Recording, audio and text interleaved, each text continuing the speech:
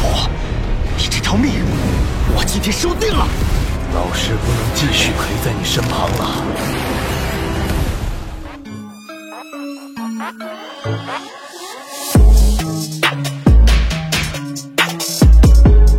Halo para tetua, para pecinta Battle Through Heavens dimanapun kalian berada. Gimana nih kabar para tetua yang selalu stay dan udah selalu meramaikan kolom komentar? Udah siapkan cutungan perjalanan dari Mang Oyan? Kuilang gak usah pakai lama-lama lagi, kita akan cutkan perjalanannya dan selamat berimajinasi.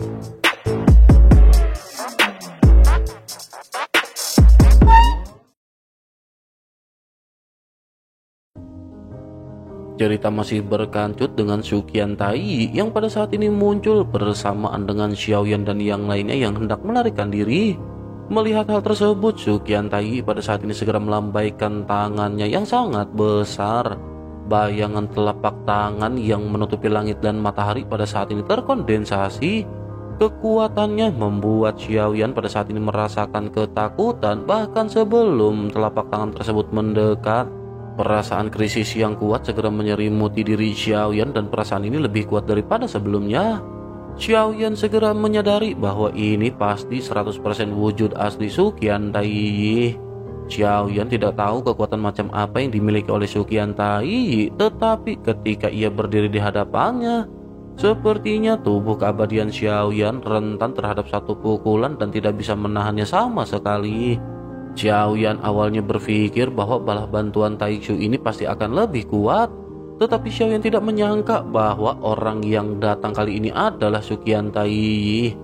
Meskipun ia adalah mantan Raja Taishu, tetapi ia tetaplah seorang raja. Seharusnya bukan gilirannya untuk turun pada saat ini.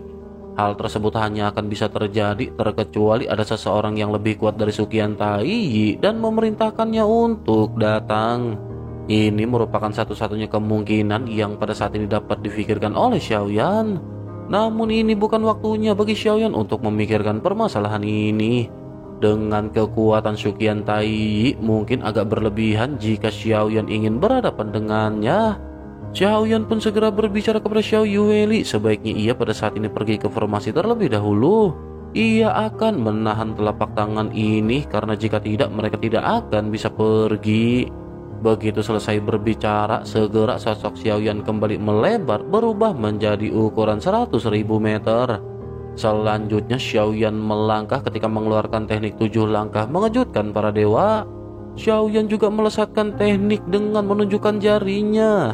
Xiaoyan juga pada saat ini menambah serangannya dengan teknik memegang matahari dan bulan di tangannya.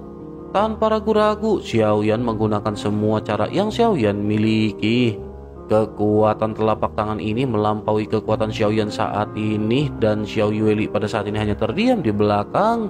Xiaoyan pada saat ini sudah lagi tidak peduli. Bagaimanapun ada banyak sosok yang harus dilindungi oleh Xiaoyan, begitu juga dengan tim Fearless di belakang. Pada akhirnya kedua serangan saling berhantaman dan kekuatan yang tak tertandingi meledak dalam sekejap. 3 serangan Xiaoyan pada saat ini tampaknya hampir tidak dapat bertahan sejenak sebelum akhirnya semuanya runtuh dan hancur. Xiao Yueli menyaksikan pemandangan ini dengan gugup. Dapat dikatakan bahwa pada saat ini tampaknya Xiaoyan sedang berada dalam kondisi krisis. Meskipun ada aliran kekuatan yang terus-menerus mengalir ke arah Xiaoyan dari segala penjuru, Xiaoyan pada saat ini sama sekali tidak bisa berhadapan dengan Shu Qiantai. Sementara itu di sisi lain, Shu Qiantai pada saat ini bertanya apakah Xiaoyan adalah dari klan dewa asli. Ia tidak pernah menyangka bahwa ada klan dewa asli yang masih hidup. Tubuh ini tidak bisa disia-siakan dan perlu disempurnakan dengan baik. Mungkin akan ada baiknya menjadikan dewa asli sebagai tunggangan. Xiaoyan tidak bergeming mendengar apa yang baru saja dikatakan oleh Shu Qiantai.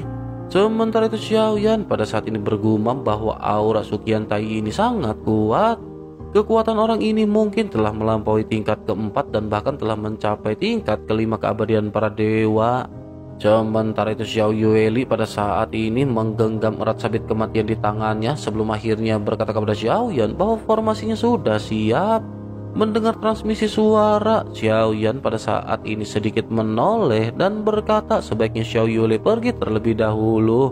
Begitu selesai berbicara, segera tubuh besar Xiaoyan kembali membengkak hingga ukuran 200.000 meter. Ditambah dengan tubuh fantasi Dewa Emas, Xiaoyan pada saat ini meninju ke arah telapak tangan raksasa yang menderu. Suara memekakan telinga bergema dan langit seketika dipenuhi dengan cahaya keemasan ketika tinju menghantam telapak tangan raksasa. Namun pada saat ini tinju Xiaoyan masih belum mampu menghentikan jatuhnya telapak tangan tersebut. Tubuh Xiaoyan pada saat ini terus-menerus mengeluarkan kabut berwarna emas. Selanjutnya daging serta darah di tinju Xiaoyan berceceran dan meledak, dan Xiaoyan pada saat ini sama sekali tidak bisa melawan. Dapat dilihat bahwa serangan ini benar-benar memiliki kesenjangan yang terlalu jauh. Telapak tangan raksasa ini juga terus menghancurkan tubuh Xiaoyan, dan dengan setiap usaha yang dilakukan oleh Xiaoyan, seluruh tulang di lengan Xiaoyan meledak dan Xiaoyan pada saat ini melesat mundur. Xiaoyan pun segera mengirimkan transmisi suara kepada Xiao Yueli bahwa mereka bukanlah tandingannya. Sebaiknya mereka segera pergi karena jika tidak mereka akan terlambat.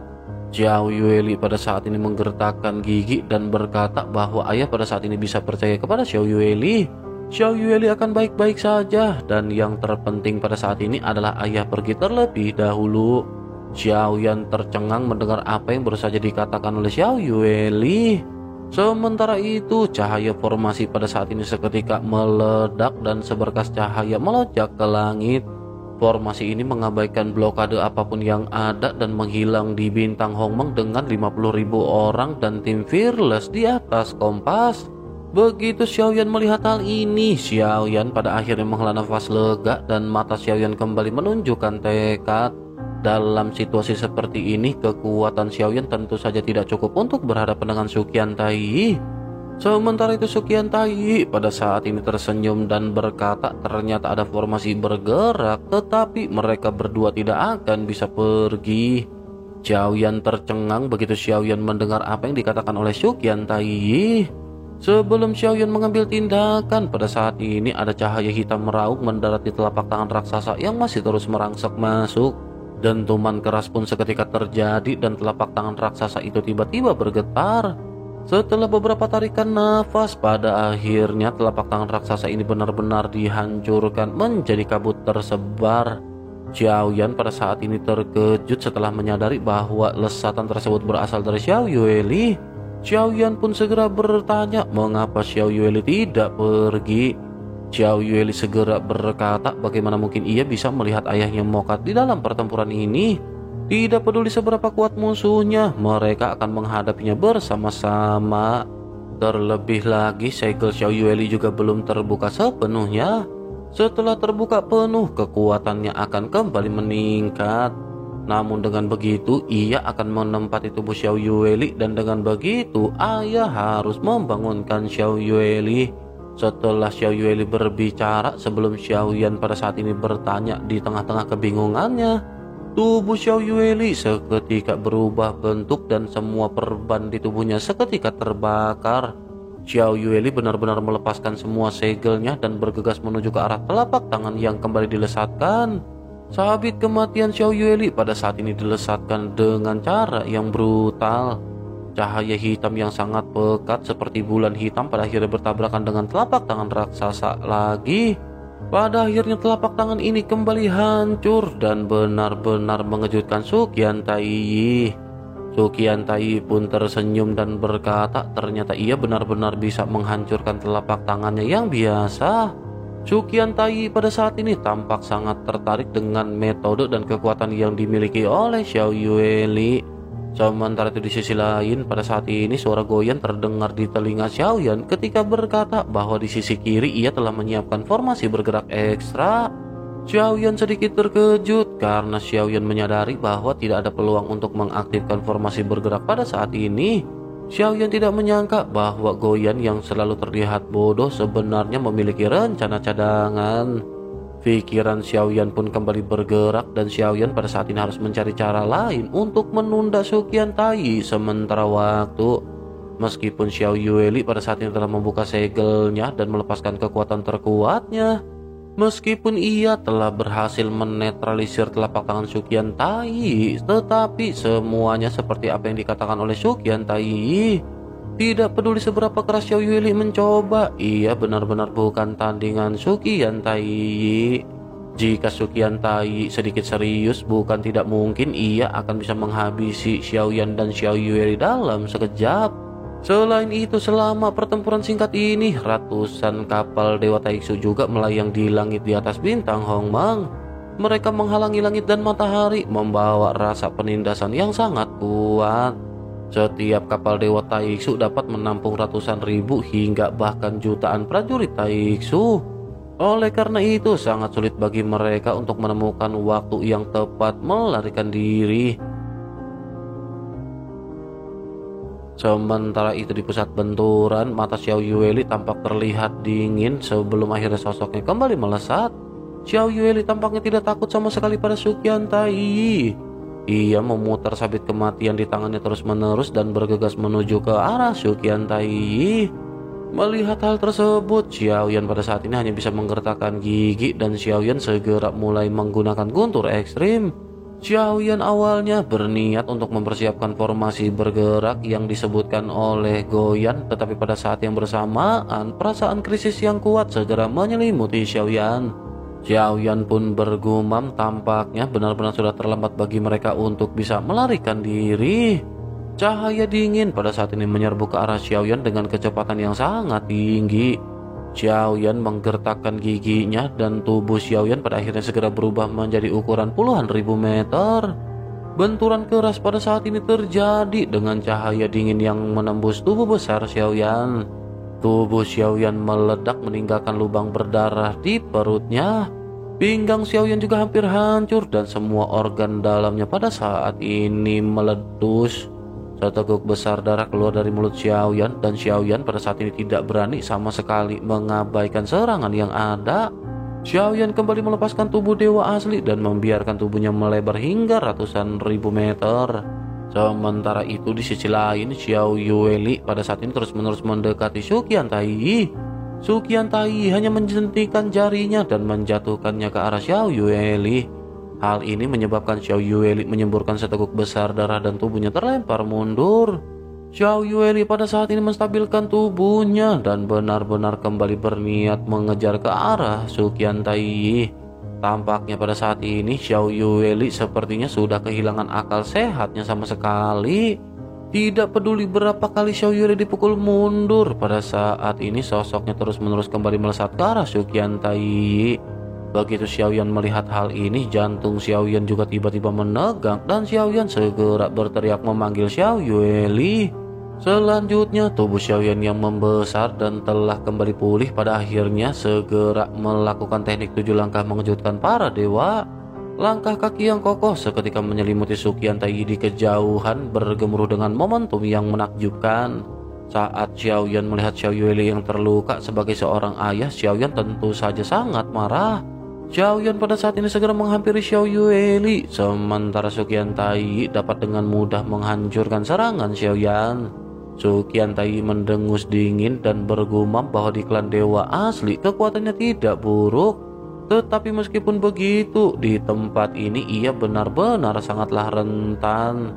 Begitu selesai berbicara, jari Suqian Tai pada saat ini segera diarahkan ke tubuh besar Xiaoyan. Kekuatan tak kasat mata pada saat ini benar-benar membuat Xiaoyan sulit menghindar. Tubuh besarnya tiba-tiba meledak dan separuh tubuhnya pada saat ini terlihat hancur total. Ki dan darah Xiaoyan yang awalnya sangat agung pada saat ini benar-benar sudah semakin melemah dan Xiaoyan pada saat ini masih terus-menerus memiliki tekad di matanya. Xiaoyan pun kembali berteriak ketika mengaktifkan tubuh dewa asli hingga berukuran 200.000 meter. Segel bintang 9 di antara alis Xiaoyan kembali bersinar dengan terang dan Xiaoyan benar-benar memeras energi dan darahnya yang tersisa. Xiaoyan lanjut kembali mengeluarkan teknik memegang matahari dan bulan di tangan dan melesatkannya ke arah Suqian Tai. Ini adalah keterampilan bertarung terkuat yang pada saat ini bisa dilakukan oleh Xiaoyan. Meskipun tubuhnya telah berkembang hingga 200 meter pada saat ini, bagi Xiaoyan sesungguhnya tubuh ini masih bukanlah batasannya. Hanya saja kekuatan ki dan darah di tubuhnya pada saat ini hanya bisa mendukung Xiaoyan hingga tahap ini. Sementara itu di sisi lain, melihat serangan Xiaoyan ini, Su Qiantai kembali tertawa dan berkata, ternyata benar orang ini berasal dari klan dewa asli. Pantas saja ia mampu membuat gebrakan besar di 9 alam. Dewa asli ini benar-benar cukup mampu, tetapi di hadapan raja ini semuanya akan sia-sia. Su Qiantai pun segera berteriak dengan keras ketika memerintahkan serangan Xiaoyan untuk hancur. Begitu suaranya terhanyut, serangan Xiaoyan pada saat ini benar-benar langsung hancur oleh perkataan Su Qiantai. Serangan Xiaoyan juga ini memberikan dampak kepada tubuh Xiaoyan yang membengkak menjadi ukuran 200.000 meter. Tubuh dewa asli Xiaoyan pun kembali runtuh dan meledak menjadi kabut berdarah emas yang berceceran ke segala arah.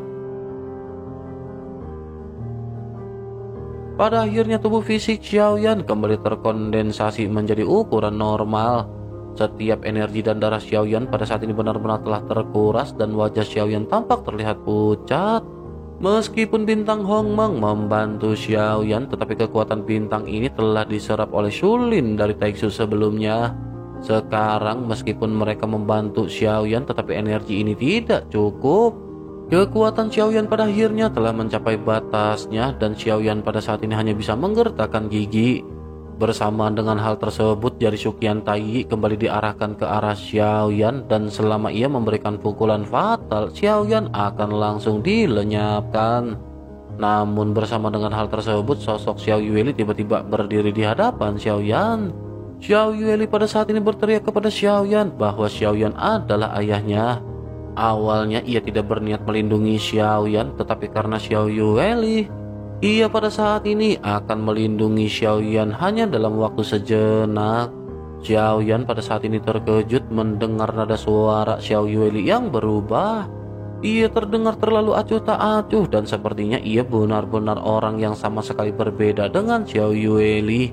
Xiaoyan pada saat ini merasakan adanya dominasi yang begitu kuat dari Xiao Yueli. Su Qiantai di kejauhan juga berkata bahwa gadis ini benar-benar sangat mendominasi. Kekuatan aturannya memang istimewa dan sangat kuat, tetapi kekuatannya sendiri terlalu lemah dan jika begitu permasalahannya, ia bukanlah tandingan Su Qiantai. Xiaoyan pada saat ini mengerutkan kening mendengar apa yang baru saja dikatakan oleh Su Qiantai.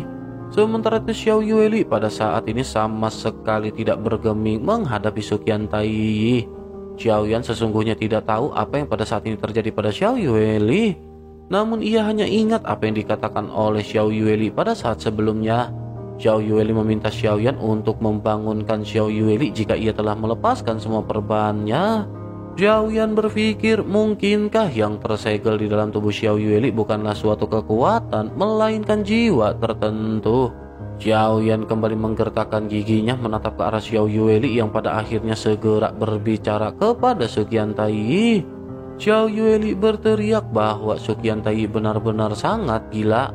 Ia hanyalah seorang langkah kelima keabadian dewa dan ia pada saat ini akan bisa berhadapan dengan Su Qiantai. Langkah kelima keabadian dewa merupakan jantung kaisar dan apakah ia pada saat ini memilikinya? Mendengar suara dingin dari Xiao Yueli, ekspresi Su Qiantai yang awalnya arogan tiba-tiba berubah. Su Qiantai pun tanpa sadar berteriak, beraninya semut ini mengucapkan kata-kata sombong seperti itu di depan raja ini. Selanjutnya Su Qiantai segera mengangkat tangannya dan mengarahkan ujung jarinya ke arah Xiao Yueli. Kekuatan tak terlihat kembali terkondensasi sementara Xiao Yueli mengayunkan sabit kematiannya. Cahaya hitam seperti bulan meledak di hadapannya menyebabkan ia sedikit tersandung ke belakang. Su Qiantai kembali dikejutkan dengan perlawanan yang ditunjukkan oleh Xiao Yueli. Su Qiantai pun berkata ternyata ia masih bisa menerima serangan Su Qiantai. Xiao Yueli pada saat ini kembali mendengus dingin dan berkata bahwa meskipun kekuatannya belum tumbuh, ia pada saat ini memiliki jantung kaisar selangkah lebih maju daripada Su Qiantai. Langkah kelima keabadian dewa tanpa memiliki jantung kaisar merupakan kekuatan yang jauh tertinggal. Su Qiantai pada saat ini tertawa garang. Ia berkata bahwa ia memang tidak memiliki jantung seorang kaisar. Tetapi meskipun begitu, ia adalah Raja Taixu dan ia ingin melihat apakah Xiao Yueli bisa mengalahkan Su Qiantai. Xiao Yueli dengan tenang kembali berbicara kepada Su Qiantai. Sebaiknya ia berhenti berbicara omong kosong dan bertarunglah jika ia mau. Di mata ratu ini, ia tidak lebih dari seekor semut dan ia hanya memancarkan kebohongan. Pantas saja ia benar-benar tidak bisa menjadi Raja Taixu yang sesungguhnya pada saat ini. Mendengar hal tersebut, mata Su Qiantai seketika menyusut dan sosoknya pada saat ini merasakan kemarahan. Sementara itu sabit kematian Xiao Yueli pada saat ini kembali meledak menimbulkan suara dentuman. Kehampaan di sekitarnya kembali berubah dan api neraka pada saat ini menyebar. Ini adalah alam kematian Xiao Yueli, tetapi tampaknya berbeda daripada sebelumnya dan telah menjadi semakin kuat. Bersama dengan hal tersebut, tubuh Su Qiantai pada saat ini terbakar dan sosoknya tampak diselimuti oleh api. Sementara itu Xiao Yueli segera berkata bahwa di antara 18 tingkatan neraka ini merupakan neraka vulkanik. Sementara itu di sisi lain, Xiaoyan pada saat ini mundur ketika Xiao Yueli benar-benar mengeluarkan kekuatan terkuat miliknya. Xiaoyan sekali lagi ingin mencoba untuk mengaktifkan formasi bergerak. Xiaoyan tidak tahu apakah Xiao Yueli bisa mengalahkan Su Qiantai atau tidak, tetapi Xiaoyan pada saat ini harus segera mempersiapkan semuanya. Sementara itu Su Qiantai pada saat ini kembali tersenyum dan berkata bahwa dengan metode ini ternyata beritanya benar. Ratu Dunia Bawah Sensi benar-benar sangat kuat dan wajar saudara kedua memintanya untuk datang ke sini. Ternyata memang hanya Su Qiantai lah yang akan bisa berhadapan dengan sosok tersebut. Begitu selesai berbicara, Su Qiantai mengangkat tangannya dan segera menyapu telapak tangannya ke depan. Ia berteriak ketika mengeluarkan teknik alam dewa miliknya. Segera ia dikelilingi oleh tirai cahaya seolah-olah terisolasi membentuk dunianya sendiri. Kemampuan ini mirip dengan Luang Sulin sebelumnya. Namun yang jelas kemampuan Su Qiantai ini tentu saja lebih kuat. Meskipun ruang yang terbentuk tidaklah besar, tetapi terdapat kekuatan absolut di ruang yang ia miliki. Su Qiantai juga pada saat ini berteriak ketika mengeluarkan teknik keruntuhan batas. Dunia virtual yang setinggi 100 meter tiba-tiba menyebar dan pada saat ini langsung menghancurkan domain kematian milik Xiao Yueli. Xiao Yueli juga pada saat ini sedikit terlembar mundur dan Xiao Yueli pada saat ini mengerutkan kening. Selanjutnya ia mengangkat sabit kematian dan mengetuknya dengan lembut pada kehampaan. Bersama dengan hal tersebut, Su Qiantai merasa seolah-olah jiwanya ditarik keluar dari tubuhnya dan ia merasakan rasa sakit yang luar biasa. Xiao Yueli pun segera berkata bahwa ia sebaiknya menikmati momen paling menyakitkan dalam hidupnya sebelumnya. Su Qiantai memuntahkan seteguk besar darah dan matanya tampak terlihat serius. Meskipun ia merasakan sakit yang parah di sekujur tubuhnya, tetapi ekspresinya masih tampak terlihat garang. Ia pun kembali berkata bahwa ini merupakan metode yang sangat ampuh dan apakah ini adalah kekuatan reinkarnasi. Kekuatan aturan seperti ini memang sangat kuat dan Su Qiantai sangat ingin memilikinya. Menyadari hal tersebut, di sisi lain Xiaoyan berniat untuk memanfaatkan kesempatan ini. Xiaoyan mengaktifkan formasi bergerak yang ditinggalkan oleh Goyan sebagai cadangan. Xiaoyan segera mengirim transmisi suara kepada Xiao Yueli sebaiknya mereka segera pergi. Xiao Yueli pada saat ini bahkan tidak menoleh ke arah Xiaoyan dan sama sekali mengabaikan Xiaoyan. Xiao Yueli berteriak ke arah Su Qiantai bahwa meskipun ia tidak cukup kuat, ia akan menghabisinya hari ini. Kata-kata ini benar-benar membuat Xiaoyan semakin tercengang dan Xiaoyan bingung dengan situasi yang ada. Xiaoyan bergumam bahwa Xiao Yueli meminta Xiaoyan untuk membangunkannya, tetapi ia tidak menjelaskan kepada Xiaoyan dengan jelas bagaimana caranya. Haruskah Xiaoyan pada saat ini menanyakan kepada sosok yang mengisi tubuh Xiao Yueli? Xiaoyan pun kembali berusaha mengirimkan transmisi suara kepada Xiao Yueli. Xiaoyan berkata bahwa mereka pada saat ini harus pergi. Mereka benar-benar tidak bisa bertarung dengan Su Qiantai pada saat ini. Xiao Yueli pun sedikit menoleh, tetapi ia pada saat ini segera berteriak kepada Xiaoyan bahwa ia benar-benar berisik. Xiaoyan kembali tertegun dan Xiaoyan tidak tahu harus berbuat apa. Xiaoyan juga tidak bisa memaksa Xiao Yueli karena jika ia berbalik melawan Xiaoyan, Xiaoyan tidak akan bisa mengalahkannya. Xiaoyan tidak bisa mengalahkan Xiao Yueli ataupun Su Qiantai. Xiaoyan telah menghabiskan energi dan darahnya dan bahkan Xiaoyan tidak dapat pulih dalam waktu singkat. Sementara itu Xiao Yueli pada saat ini kembali melangkah maju melesatkan serangan ke arah Su Qiantai.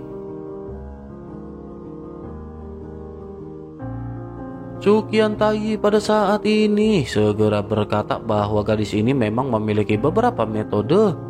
Tetapi dengan peningkatan kekuatan ini akan sangat aneh membayangkan bahwa Su Qiantai tidak dapat bersaing dengan dirinya.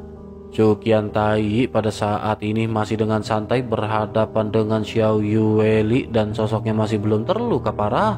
Meskipun Xiao Yueli dapat memenangkan pertempuran, tetapi di wajahnya dapat terlihat bahwa Su Qiantai tampaknya merasakan ketakutan ketika menatap ke arah Xiao Yueli.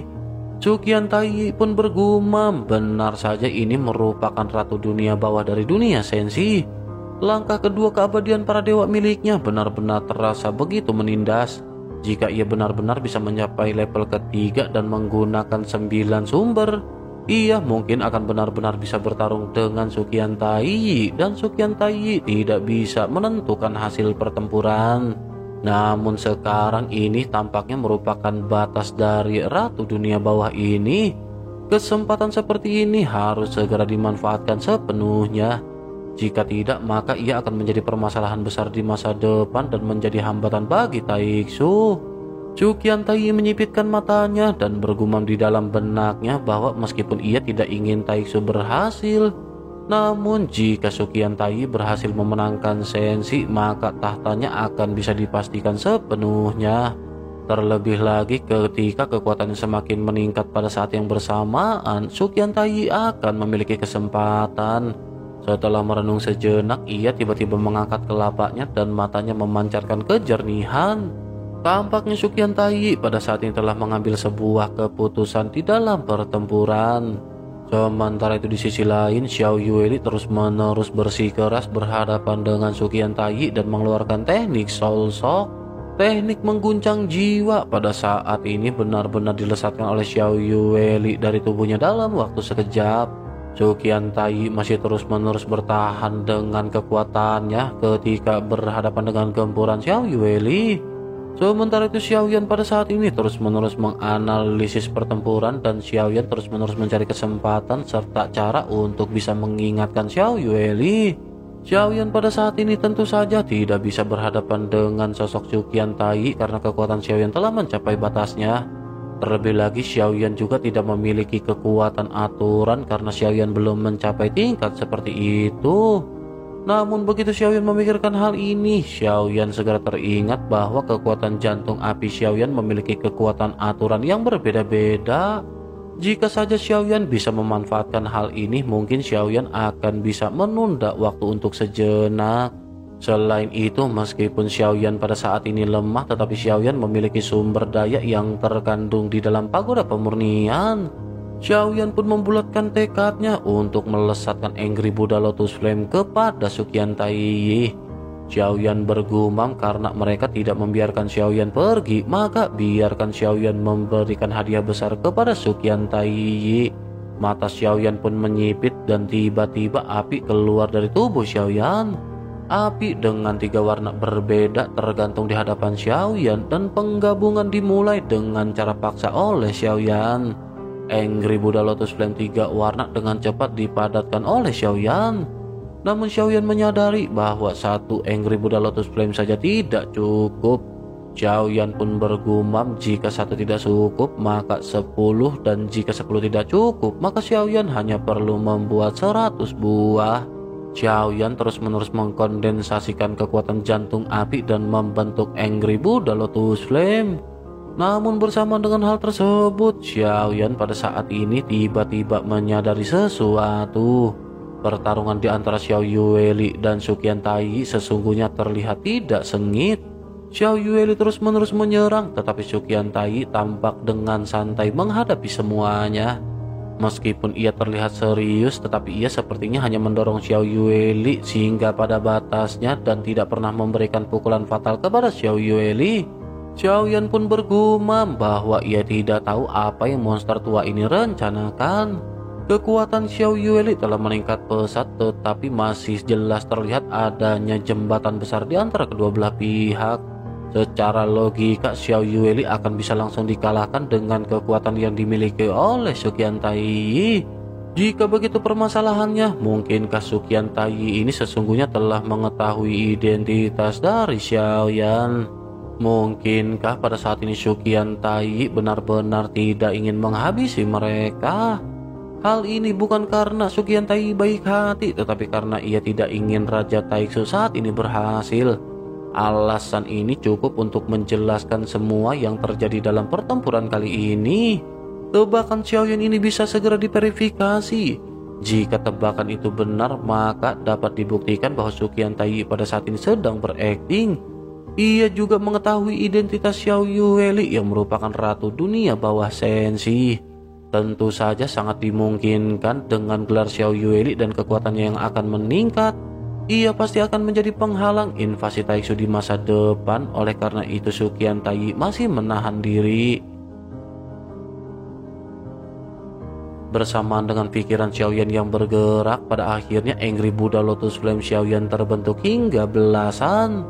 Xiaoyan pada akhirnya tanpa banyak bacot lagi segera melemparkan teratai api tersebut ke arah Suqian Tai. Kecepatan dari belasan teratai api ini meningkat menjadi semakin cepat. Sosok Xiaoyan juga pada saat ini bergegas melesat. Setelah belasan Angry Buddha Lotus ini meledak di hadapan Suqian Tai, bahkan ketinggian dari bintang Hongmeng pasti akan terpengaruh. Suqian Tai juga pada saat ini tidak menghindar, tetapi menyaksikan tanpa daya saat teratai tersebut meledak.